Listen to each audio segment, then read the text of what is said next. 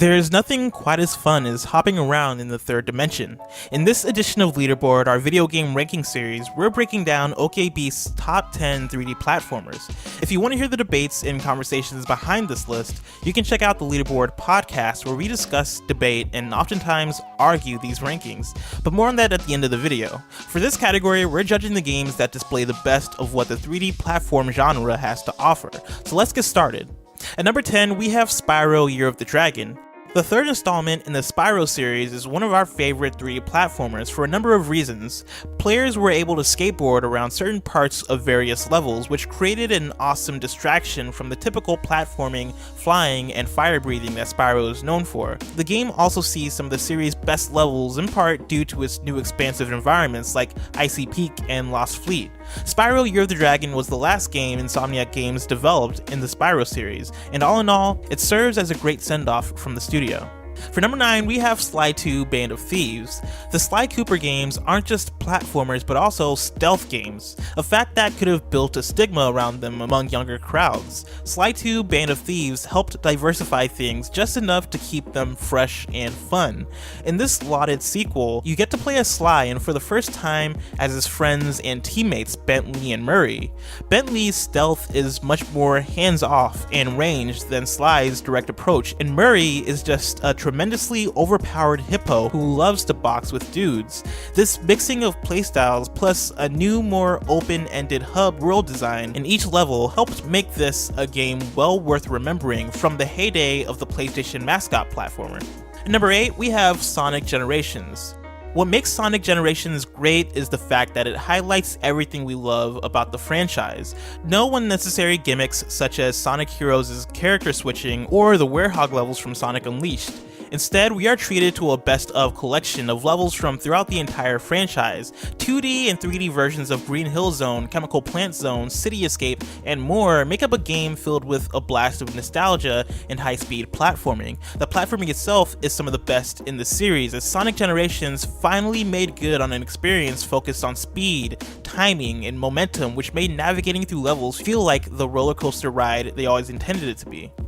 At number 7, we have Conker's Bad Fur Day. I don't feel so good now. You guys enjoy yourself and all that, and I'll probably see you sometime next week. I gotta go home.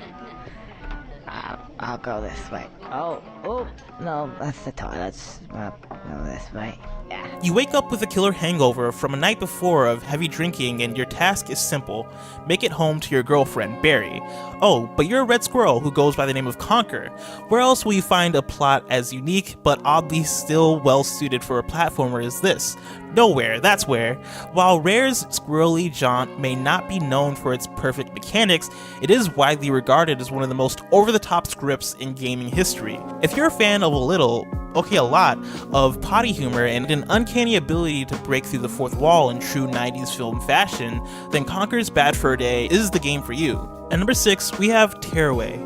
Tearaway, much like most Media Molecule properties, boasts a unique look as everything is papercraft. The capability to create complexities and solve them with simple, natural intuition is key to what makes Tearaway work. It never forgets that you are as much of a part of things, and so it makes you a part of things by literally inserting you into the game. Your face is the sun, but yes, your finger, through the use of the PS Vita's touchpad on its back, can stab through the paper world to crush foes, push platforms you're balancing on, or move objects to solve puzzles. At the end of the day, Tearaway is an unendingly charming game that stretches its promise to drive creative puzzling and platforming near flawlessly. At number 5, we have Ratchet & Clank. There was always something magical about the original Ratchet & Clank, and the same holds true for the game's remake that released in 2016.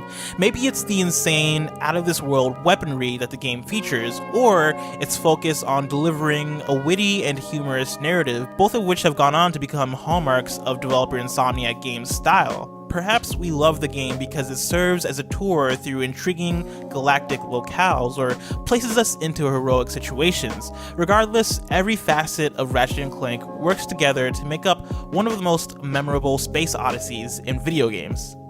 At number 4, we have Donkey Kong 64. The developer Rare made a continual impact on the N64's library with one of their most expansive titles, Donkey Kong 64.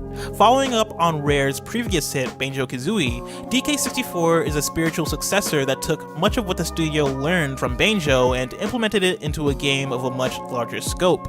The result was Donkey Kong's first foray into the 3D realm, which felt filled to the brim with collectibles, items to unlock, and activities to do.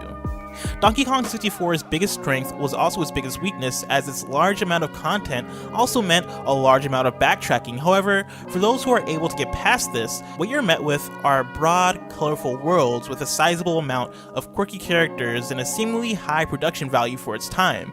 Donkey Kong 64 highlighted the vast vision Rare had for their games and delivered on creating an absurdly deep world for the iconic Nintendo character. At number 3, we have Super Mario Odyssey.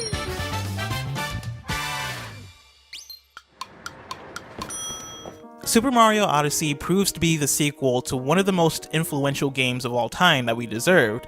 It's a breezy 3D platformer focused on refining and delivering new mechanics that make fully realized worlds worth being plumbed for secrets and joy. What Odyssey does better than most 3D platformers is really encourage you to have fun everywhere you go, regardless of what you're doing. Every world is populated by a ton of creatures or even just objects that you can possess or capture as a means of not only giving Mario more powers than he's ever had, but to also blur the lines between aesthetic and your engagement with it.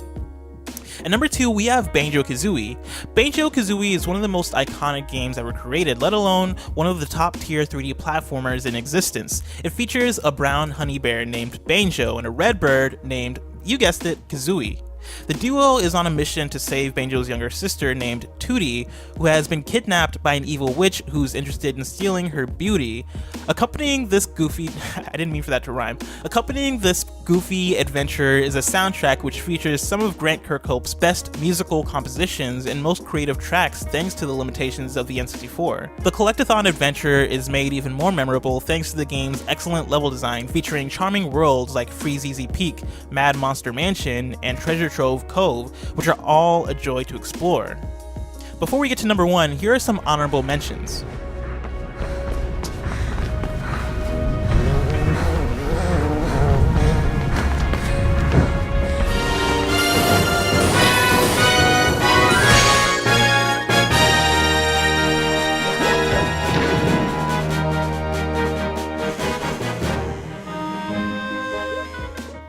At number 1, obviously, we have Super Mario 64. Super Mario 64 started it all. Not only was it the originator of the 3D platforming formula that games still use today, it was also the game that established how to design a video game in 3D space.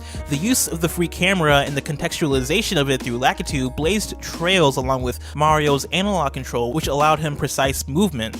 These are features that we take for granted today, but Super Mario 64 was the first to do it. Being able to turn in a 360-degree radius or control the speed of Mario's run changed what we expect from video games and granted a toolset that made this game not only playable, but revolutionary. Super Mario 64's tight controls were complemented by level design that pushed the envelope at the time. Bob-omb Battlefield, Cool Cool Mountain, and many of the game's levels played with verticality and used mechanics such as the cannon in order to allow the player to blast off and truly feel the experience of limitless freedom. Upgrades such as the wing cap granted Mario the ability to fly as a reorchestrated star theme played in the background. Moments like these encapsulate how Super Mario 64 created an experience that allowed freedom at every turn. It did all of this while transitioning a 2D game into a 3D one and providing fun challenges, memorable encounters with Bowser, a world filled with secrets to find, and a polished gameplay experience. It's one of the most important games of all time, and it's one of the best video games ever made. So there you have it, the top 10 3D platformers. What games do you feel deserve a spot on this list? Leave a comment letting us know. Don't forget to like and subscribe to keep up with the madness here at OK Beast. We also have the Leaderboard podcast where we actually argue and decide the rankings on these lists. It is available on iTunes and okbeast.com. Until next week, make sure you guys stay tuned to OK Beast.